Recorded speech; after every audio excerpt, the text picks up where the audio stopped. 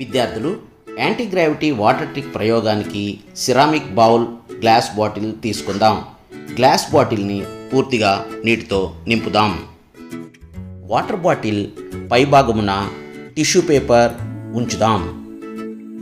ఇప్పుడు చుట్టుప్రక్కల ఎక్సెస్గా ఉన్నటువంటి టిష్యూ పేపర్ని తొలగిద్దాం. బాటిల్ పైభాగము టిష్యూ పేపర్ లేయరు మరియు బాటిల్ని పూర్తిగా నీటితో నింపటం గమనించవచ్చు.